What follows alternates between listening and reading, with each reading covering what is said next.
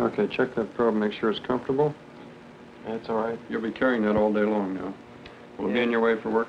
That feels pretty good, Go ahead, get dressed, and bring your parka when you come back. Yeah, see that.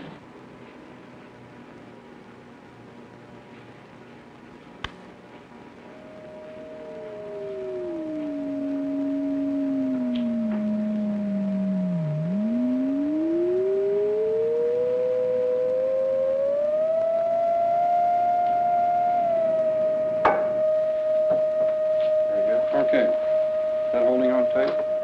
That's pretty good so You see your temperature coming out here? Already recording? Yeah. I don't want it coming loose. Now, you keep this parka with you at all times, even when you're in your room tonight, because we'll be listening in on the air temperature on your radio there. Okay. I'll be in tomorrow morning. Okay, see you then. First pop. Okay.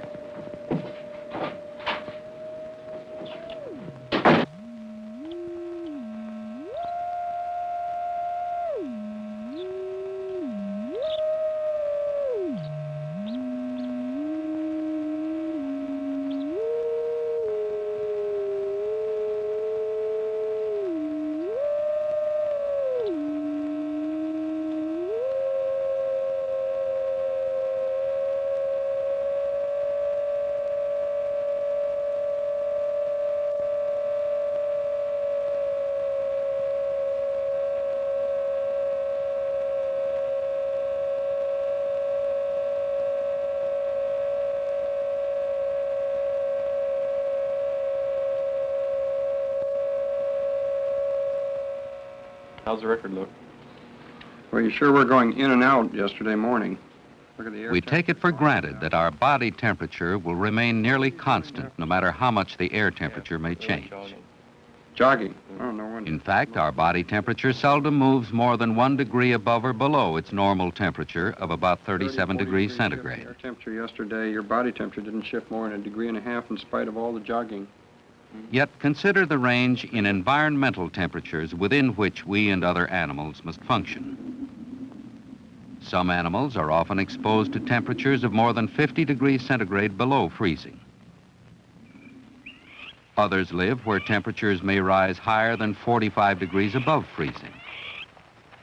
Both kinds of animals share the ability to maintain a fairly high and nearly constant body temperature throughout life.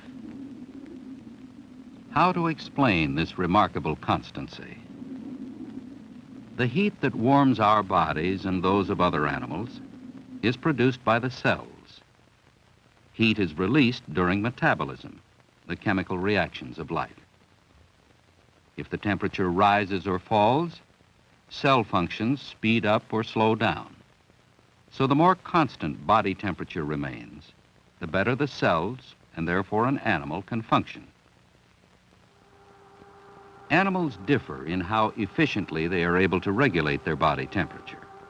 This catfish, for example, normally it prefers a body temperature of around 27 degrees centigrade. But in this divided tank, the water on one side is much colder and on the other much warmer than the animal prefers. Watch how the fish behaves when it is allowed to move at will between the two sides. The gate is triggered by an electric eye.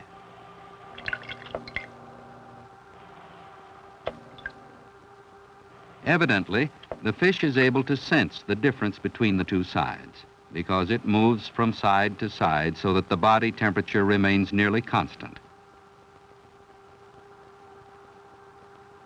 In other words, the animal behaves in a way that will preserve its normal body functions.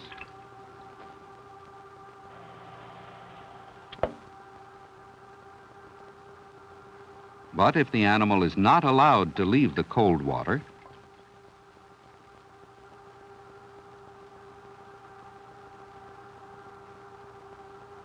soon the animal's body temperature cools to that of the environment.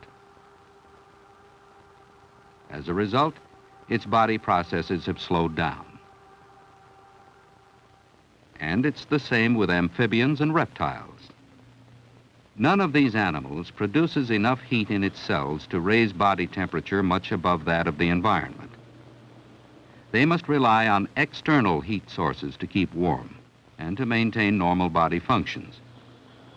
For this reason, they're called ectotherms, meaning heat from outside.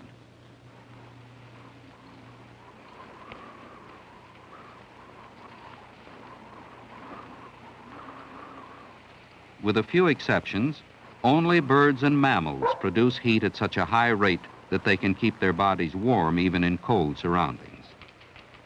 Such animals are called endotherms, meaning heat from within. Usually, the bodies of endotherms are warmer than their surroundings. As a result, they are continually losing heat to the cooler environment. So, if body temperature is to remain nearly constant, the body must lose heat no faster than it can produce heat from its food. In other words, heat loss must be balanced by heat gain. To maintain this balance, the body continually exchanges heat with the environment. The ways in which heat is gained or lost can be shown with a heat flow sensor. Okay, let's put on the heat flow sensor. The sensor measures calories of heat flowing into or out of the body. Let's try radiant heat gain from the heat lamp. Good. Put your hand right up in front of the lamp. Heat is exchanged in a number of ways. By radiation, heat flowing through space. Okay, yeah, fair enough. Let's try conductive now. Okay. Press your hand right onto the table. Oh, that's good.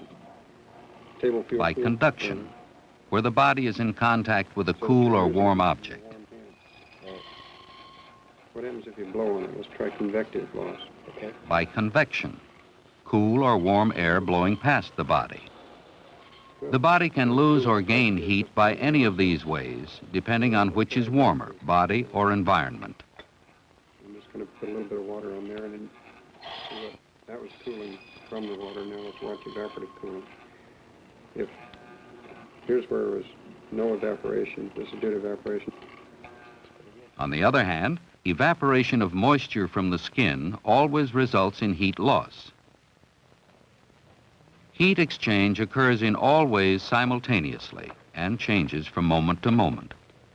The body, monitoring these changes by way of signals in the nervous system and the bloodstream, makes continual adjustments in a large variety of ways. Through behavior, for example. When we or other animals feel hot or cold, we do something about it.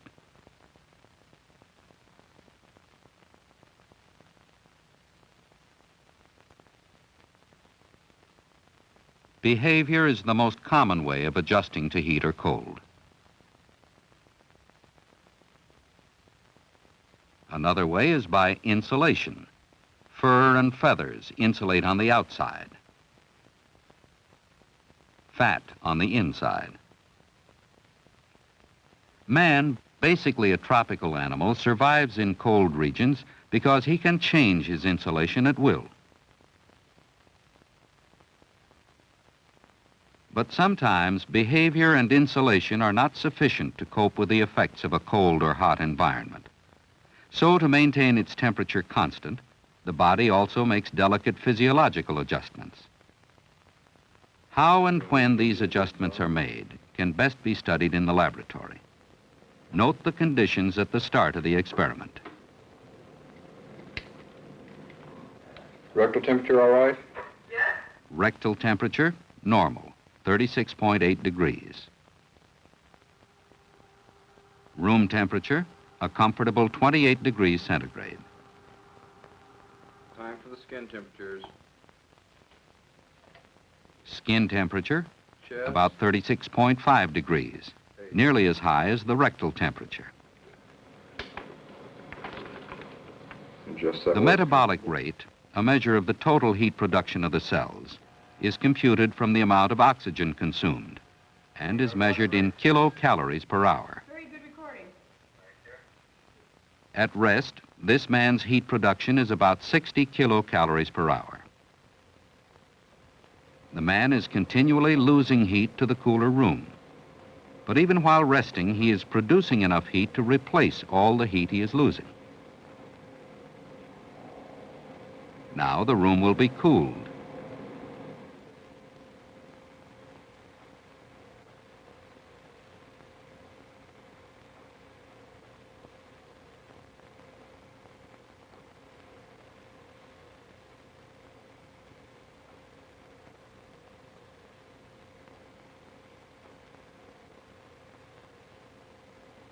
Even after being in the cold for over 2 hours, this man's internal temperature has climbed a fraction of a degree. The additional heat is the result of shivering, an involuntary increase in the work of muscle cells. More cellular work, more heat production. This is the body's only way of producing heat to offset heat losses. While the internal temperature remained nearly constant, however, skin temperature has dropped sharply, especially in the arms and legs. It's as though the body were trying to keep a constant temperature inside the trunk, where the vital organs are, while allowing the extremities to get cold.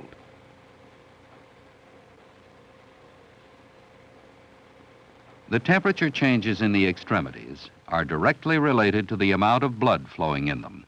Circulating through the open vessels, warm blood from deep inside the body conveys heat to the extremities. If the air temperature drops, many vessels in the extremities constrict. Less blood flow near the skin, less heat loss from the body. Control of blood flow in the extremities is of vital importance to animals which live in cold regions, such as the Arctic wolf.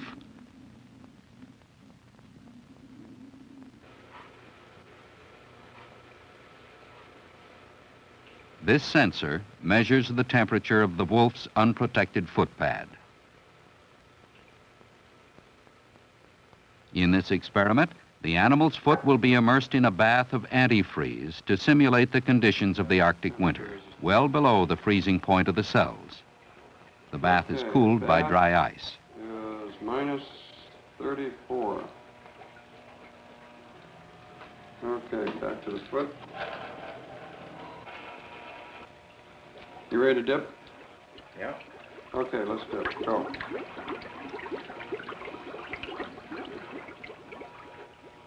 The animal is losing heat very rapidly to the cold bath.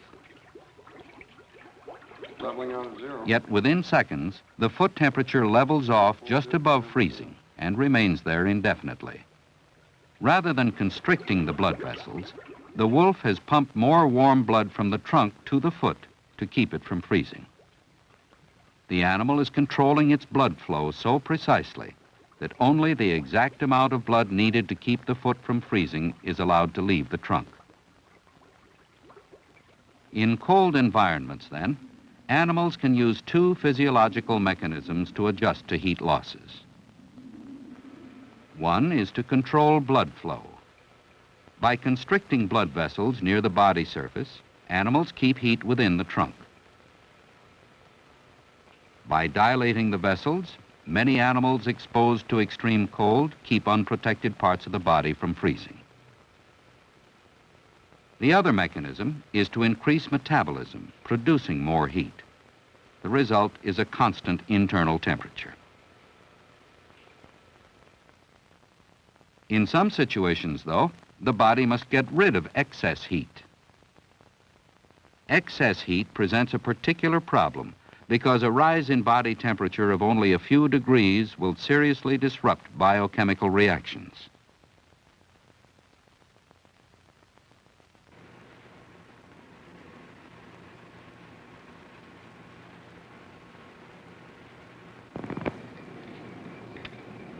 We have a rectal reading? Thank you.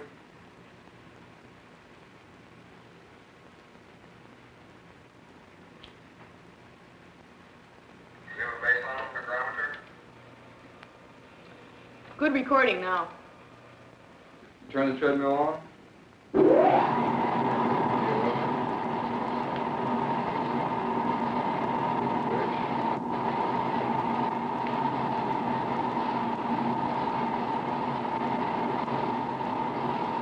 Exercise, an increase in cellular work, produces excess heat.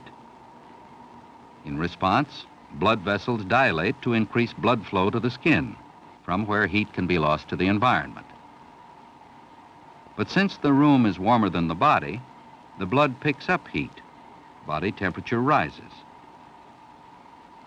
So to balance heat gain with heat loss, the body activates another mechanism, sweating. Sweat evaporates quickly in low humidity, cooling the skin and thereby the blood flowing near the skin.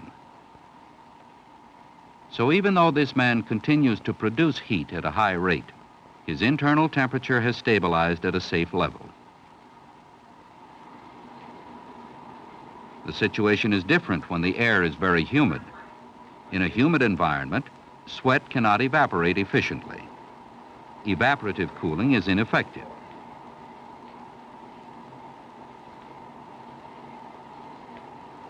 Under these conditions, the body's mechanisms are unable to keep the internal temperature from rising to a dangerous level.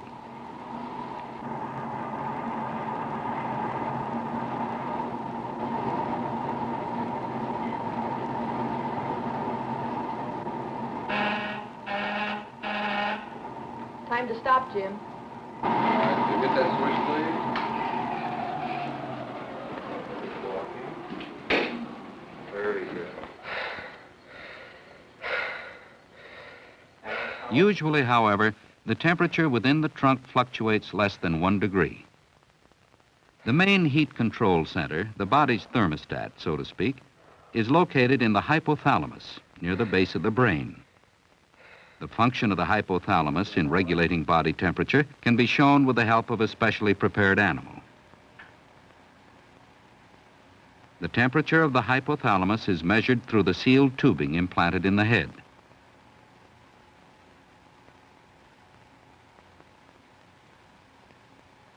Water circulating through the tubing can be warmed or cooled to simulate the flow of warm or cool blood through the hypothalamus.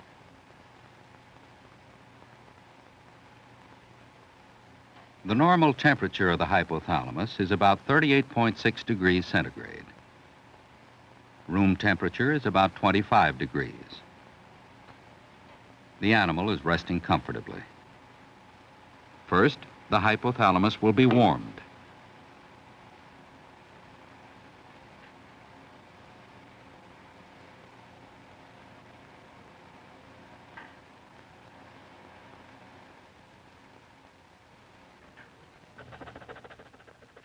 Even though room temperature remains constant, warming the hypothalamus causes the dog to pant, the typical response to heat in many animals. Now the hypothalamus will be cooled. All other conditions will remain the same.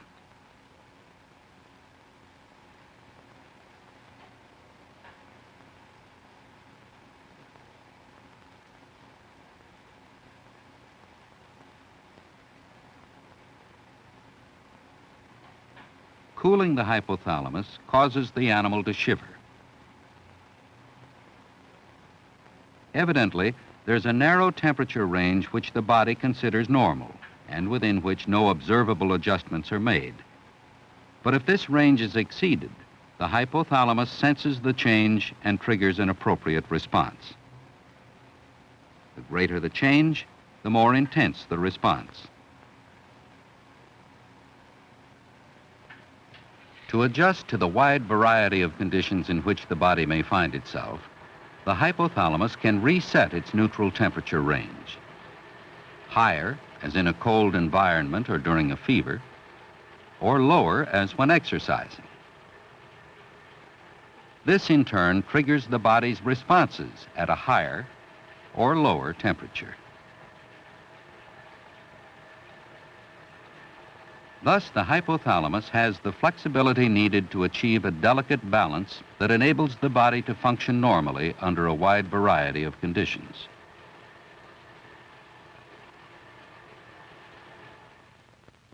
The capability to maintain a high body temperature represents one of the supreme achievements in the evolution of life. Only animals with this capability can overcome the heating and chilling effects of their immediate environment, and so can maintain peak physical and mental efficiency virtually at all times. It can be truly said of these animals that, though it be winter outside, the fire of life burns steadfast within.